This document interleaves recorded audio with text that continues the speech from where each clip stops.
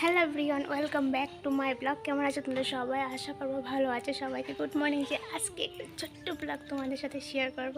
তো চলো আজকে ব্লগটা কন্টিনিউ দেখতে থাকো আর পুরো এনজয় করো, ঠিক আছে? আর ভালো লাগলে কমেন্টও জানিও, ভালো লাগলে কমেন্টে জানিও। কি আর বলবো, কেউ তোর কমেন্টে বলে না ভালো কিছু। একটা দুঃখের বিষয় হলো আজকে কারেন্টই নেই। আজকে নয়, গতকালের রাতে থেকে 10টার সময় কারেন্ট গিয়েছিল, এখনও আসেনি।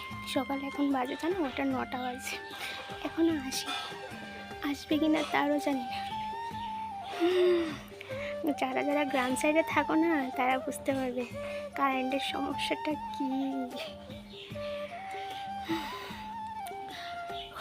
তো আমি কী রান্না করেছি সেটা তোমাদের সাথে শেয়ার করবো। আর হ্যাঁ, আর আমার স্নান করা কমপ্লিট। তো চলো, এদিকে রান্না বসিয়েছি, রান্না প্রায় কমপ্লিট, ঠিক আছে? তো বাজার থেকে আনলো আম, কাঁচাও না পাকনাও না, এমন একটা অবস্থা, মানে কচলিয়াম যেমনটা হয় উপর দিয়ে কাঁচ নিচে দিয়ে পাকনা, তো এমনটাই। তো নিয়ে বসলাম কি জানো, মাদার হরলিক্স নিয়ে। এটা অনেকটা ছিল, তো বাতাস লেগে লেগে শক্ত হয়ে গেছে। তো ভালো করে শক্তগুলো মানে নরম করে টিপে টিপে নিচ্ছি। তো আমার গন্ধটা খুবই ভালো লাগে, খেতেও ভালো লাগে। তো অনেক দিন ধরে খাচ্ছি না, ডাক্তার একটা পাউডার দিয়েছিল, তো সেটাই খাচ্ছিলাম এতদিন। তো পাউডারটাও কমপ্লিট, ওই তো দেখতে পাচ্ছ একটা ডিব্বা, তো এটার ভিতরে পাউডার ছিল, ডাক্তারে দিয়েছিল। তো এটা শেষ। তো এখন মাদার হরলিক্সটা আবার রেগুলার করব, তারপর আবার একটা নর্মাল হরলিক্স খাবো। মানে হরলিক্সের পর হরলিক্স আমি ক্লান্ত হয়ে গেছি, খেতে খেতে ভালো লাগছে না। তার মধ্যে আছে ওষুধ, আমি তো ওষুধ একদমই বলতে খেতে চাই না। মাঝে মধ্যে খাই, আবার দেখো মাঝে মধ্যে মিস করে গেছি, মনে থাকে না, ইচ্ছে করে না, তাই আমি খাই না। সত্যি বলছি, একদম ইচ্ছে করে না। তো এটার ভিতরে ভরে নিয়েছি। তো এখন সেফ থাকবে, এখন আর পিঁপড়েও ধরবে না, জাক্কা হবে না, বাতাসও লাগবে না, তাই না? তো খুব খিদে লেগেছে, সকাল বাজে 11টা। তো এখন খেতে বসতে হবে। চিকেন নিয়েছি, আর এদিকে আছে মিষ্টি কুমড়োর পাতার বড়া। গাইস, একটা জিনিস লক্ষ্য করতে পারছো? পেরেছো লক্ষ্য করতে? দেখে তো পারো কি না। ঠিক ধরেছ, একটু আইলাইনার পরেছি, একটু রিল বানিয়েছি। দেখো তো, অন্য সময় পড়ি না, ভালো লাগে না এসব, সত্যি বলছি ভালো লাগে না। নাইটির সাথে আইলাইনার পরে তারপর ভিডিও বানিয়েছি, কেমন হয় একটু জানিও। আর পারি না সুন্দর করে আইলাইনার দিতে পারি না, জাস্ট একটু ট্রাই করি। তো মেকআপের বিষয়টা আমি বেশি ভালো বুঝি না, সত্যি বলছি, মেকআপের বিষয়টা বেশি ভালো বুঝি না। যতটুকু পারি ততটুকু করি, আর এমনি তো দেখো করিও না, তো এমনই। তো চলো, আর কি দেখাবো, একটু আইলাইনার দেখার জন্য। এখন বিকেল হয়ে গেছে, এখন কাজ করলেই নয়, আমার কাজ তো আর কেউ করে দিয়ে যেতে পারবে না। তো বাড়িতে কেউই নেই, শ্বশুর শাশুড়ি নেই, ও চলে গেছে খেতে।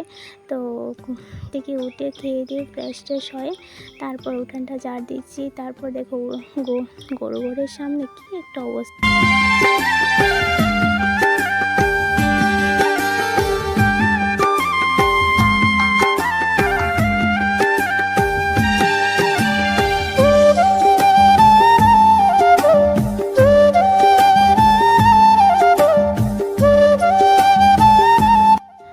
প্রেগনেন্সি অবস্থায় এমন কাজ করা ভীষণই রিস্ক। কী করবো বলো, গরু ঘরের সামনে দেখতেই পাচ্ছ তোমরা কী একটা অবস্থা। বৃষ্টি হলে গরুর পাড়ায় যা একটা অবস্থা হয়, তার মধ্যে আবার ওটা ঘরের সামনের দুয়ারটা ভালো লাগে না দেখতে গো। দেখতেই পাচ্ছ কী একটা অবস্থা, মানে বাড়ি ঘরে কেউই থাকে না।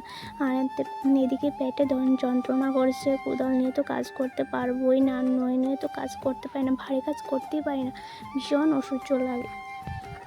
তারপরেও কী করবো, কাজ করতে হবে, কাজ না করে উপায় নেই। তার মধ্যে শুনতে হয় যে আমি কিছুই করি না, কিন্তু যে টুকটাক জিনিসগুলো করি এইগুলোই আমার কাছে বেশি হয়ে যায়। কি করব, করতে হবে। আর এদিকে সেলুর কথা বলে লাভ নেই, কাল ধরে তো কারেন্টই নেই, পুরো 1 দিন বলো 1.5 দিন বলো, পুরো কারেন্টই নেই। তার মধ্যে সেলুতে জল দিয়ে দিয়ে জল তুলতে হয়।